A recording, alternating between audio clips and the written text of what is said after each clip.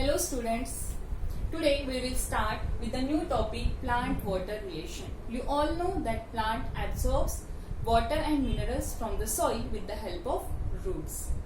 Water is considered as elixir of life as most of the plant cells and tissues constitute 90 to 95% of water. Water maintains the turgidity and shape of the cell. Water relates the physical world with biological processes due to some properties, and these are the properties of water. Water is a best solvent as it is a liquid for many of the solutes, as it is liquid at the room temperature. It has a neutral pH in pure form, and hence it is a best transporting medium for many dissolved minerals and food molecules. It has a high specific heat, high heat of vaporization and high heat of fusion, and due to this it acts as a thermal buffer. And all these properties of water, it is due to the hydrogen bond present between the water molecule. It has a good cohesive and adhesive forces and high surface tension.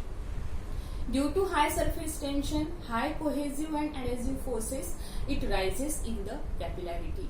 Cohesive force means the attractive forces between the two similar molecules. That means the attractive forces between the two water molecules.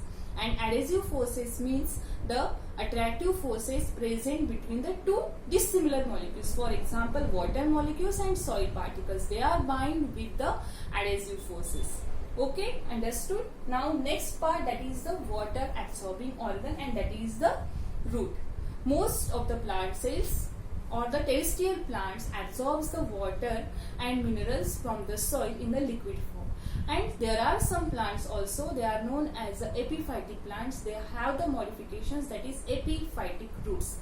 They absorb the moisture from the air with the help of velamen tissue. The typical root contains the 4 different zones, that is root cap zone, meristematic region, zone of elongation, root hair zone and maturation zone.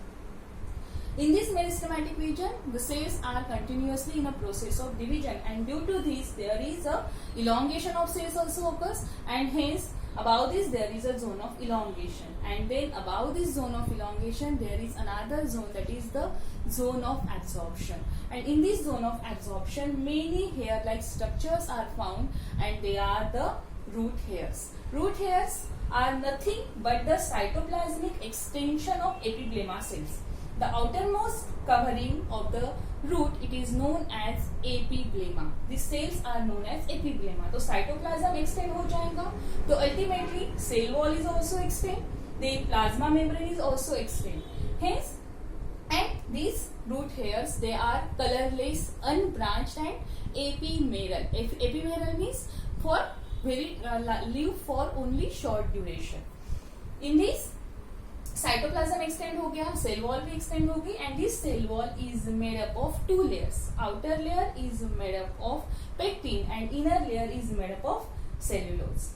So this is the structure of root hair. This cell wall is freely permeable and plasma membrane is selectively permeable. The water molecules get stuck on this cell wall. That is the process of imbibition, and then diffusion and osmosis occurs and water molecules enters inside the root. Now next topic, that is the water available for the plant. There are 4 different types of water found in the soil. Plant generally absorbs the water from the rhizosphere. Rhizosphere means the atmosphere surrounding the roots. The first water, that is the gravitational water. Water molecules, suppose this is the soil, these are the soil particles, and when water molecules, they are goes towards the gravity. Due to gravity, water molecules बहुत जमीन के नीचे चले जाते हैं और roots उतने अंदर तक के नहीं जा पाते हैं. That's why this water is not available for the absorption purpose. Then second water, that is the hygroscopic water.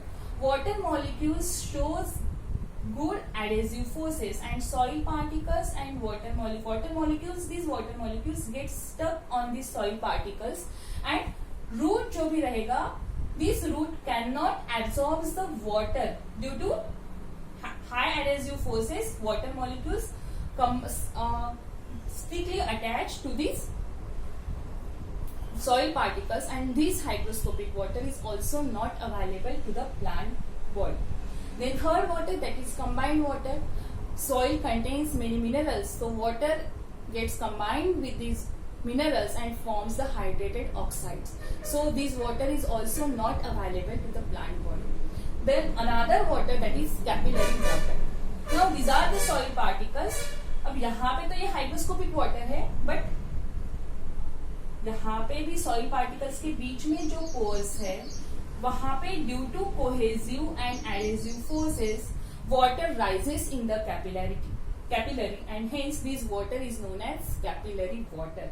Means in short अपन ऐसे भी कह सकते हैं कि सॉइल पार्टिकल्स के बाजू में जो भी वाटर की थीन लेयर बनेंगी एंड वहां पे जो एडेसिव फोर्स रहेगा वो उतना स्ट्रांग नहीं रहेगा as compare to hygroscopic water, and this water can easily absorb by the root, and this water is only available to the plant body. Means out of the 4 different types of water, only capillary water is available to the plant body. Thank you.